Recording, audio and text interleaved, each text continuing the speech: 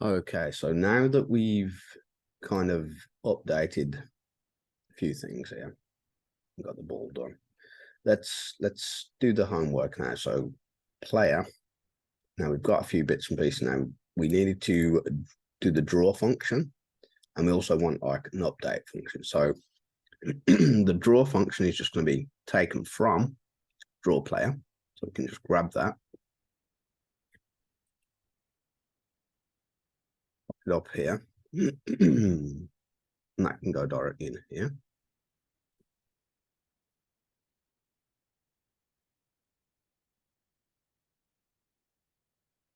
Which means that the draw player can go. So instead of draw player like that, we want player.draw.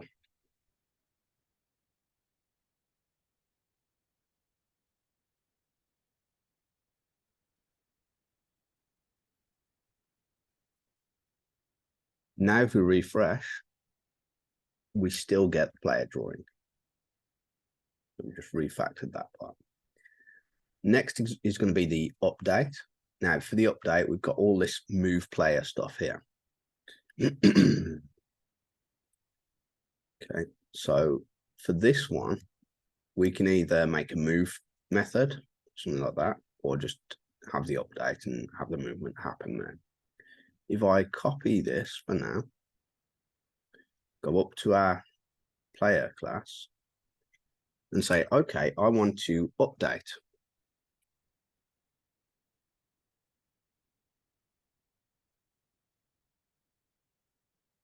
And then we could like paste this in, get rid of the function, get rid of the in a bit. That one. Look, a little bit. I'll get rid of this last one here. Then unindent a bit.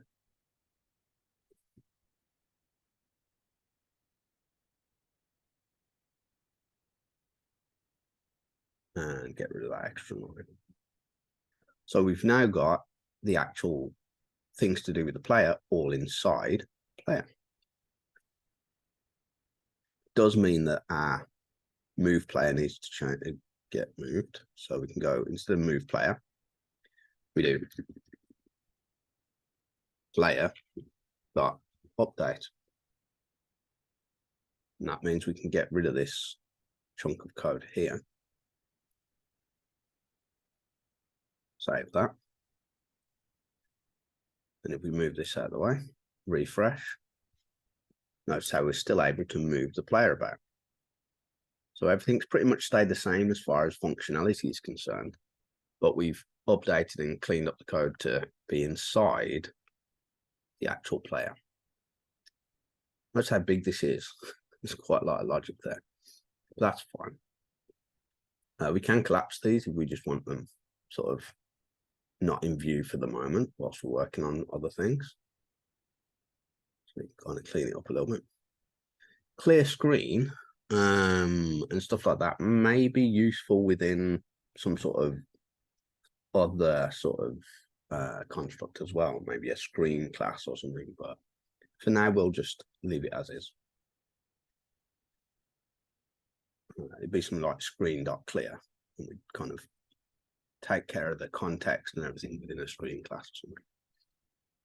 But for now, what I mainly want to do now, other than sort of go over what we did with the thing that we've just done, mainly we need to think about now somehow drawing an image. Now we can do something as simple as adding a new image. So we could say like var img is equal to a new image. So it's a use. Oh, it's a great image, isn't it? Image. That's fine. And not that. But well, let's actually use let. Var's a bit antiquated for this. So we're gonna let there be a variable called image, and we're going to set it to an instantiated new image object. The image object happens to have a .src to hold its source. So what we can do here is img.src equals and give it some sort of source. So here we've got this 64 by 64 little texture called tex64.jpg. So if we literally say, okay, well, I want tex64.jpg,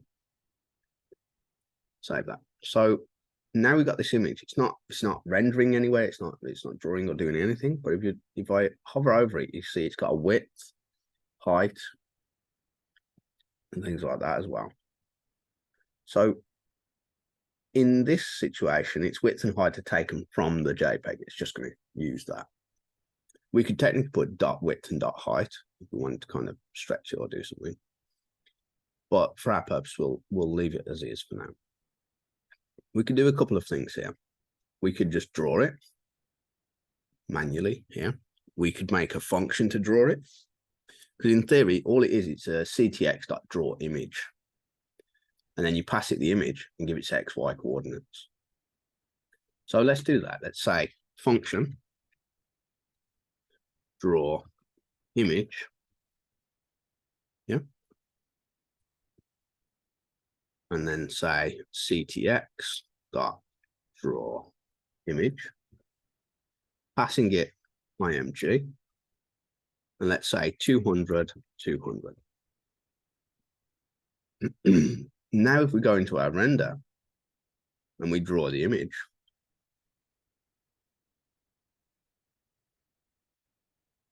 save that, and let's refresh the page. We now have an image at the 200 by 200, but if we go over it, we actually go under it. And that's because of the way how it's rendered. We clear the screen, then we draw the ball, then we draw the player, but then we draw the image. If I were to move this up in the rendering order, it means we'll clear screen, then draw the image, then draw the ball, then draw the player. In which case, when I refresh this, and now I can move over that image. So in essence, we could make a floor with this or whatever we want. Or we could make the ball or anything. There's so many options here to actually do stuff. That's a simple draw image. Maybe we could say, let's say let sprite equal to an object and say name be the name of the sprite. Yeah. Let's say img be the actual image.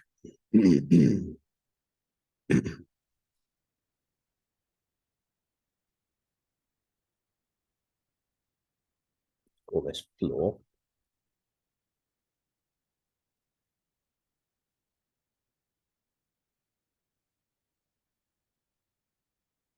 Then move this up here somewhere. Whoa. Zoom. There we go. Let's collapse player and collapse ball for a moment.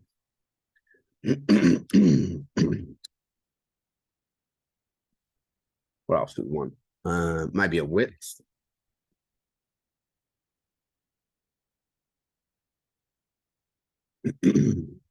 Height. Maybe we want a X and a Y. So that could be a sprite. That could be like an actual sprite or a texture or whatever you want to call it. Obviously, this is very contrived, but we've now encapsulated our sprite. So we could now say, instead of just draw image like that, we could actually give it a functionality like render.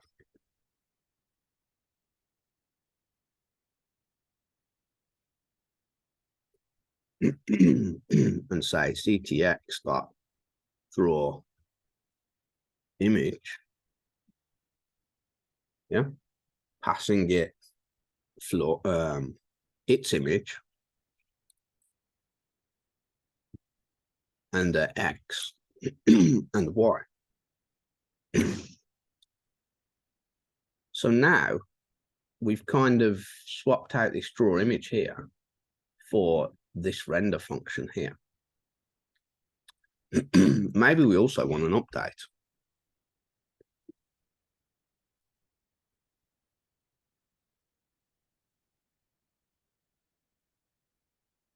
It does something.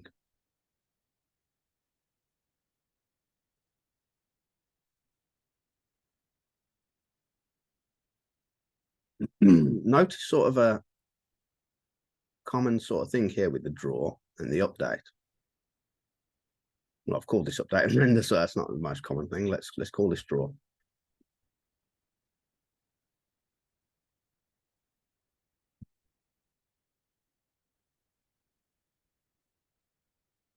There we go.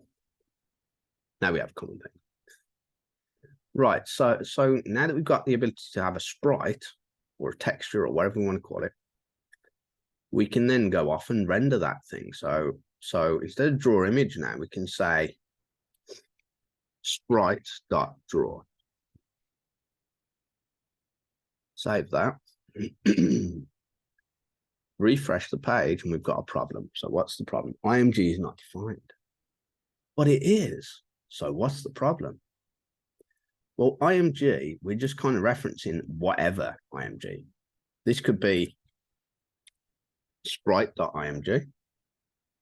Yeah, that would make a bit more sense in the sense of that. Let's refresh. We still got a problem. What's the problem? X is not defined now. So what's the problem? Same as the IMG, because we want to be very specific. Sprite.x, sprite.y.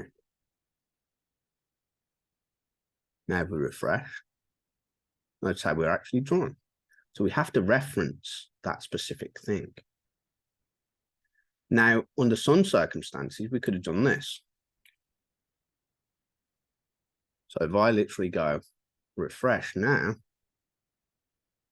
it works. And that's because this is a reference to whatever object we're inside. So we can kind of generify this with this star and this star.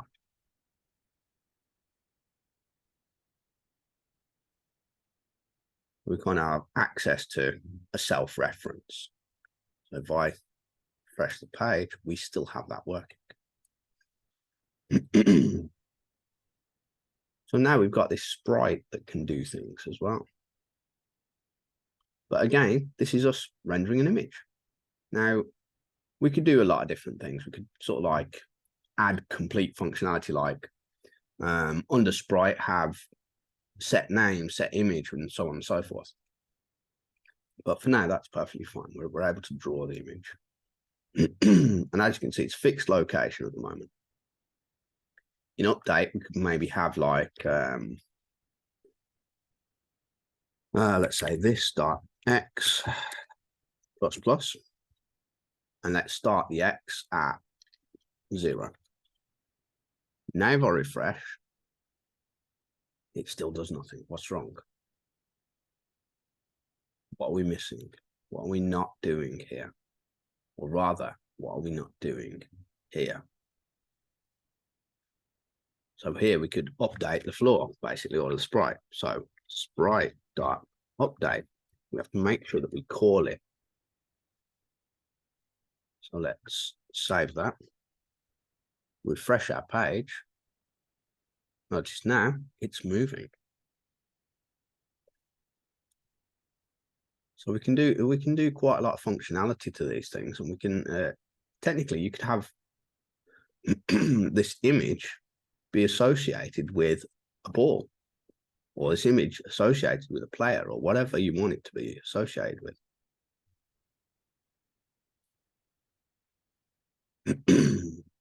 Now, I was thinking of doing a whole looping thing to render a whole floor, but for now, I think this is good enough. We've spent a fair bit of time on things. We've done the homework. We've done the other stuff. So I'll be releasing another video where we iterate over a bunch of pixels and kind of paste a bunch of these sprites down on the floor. Okay. I'll see you in the next one.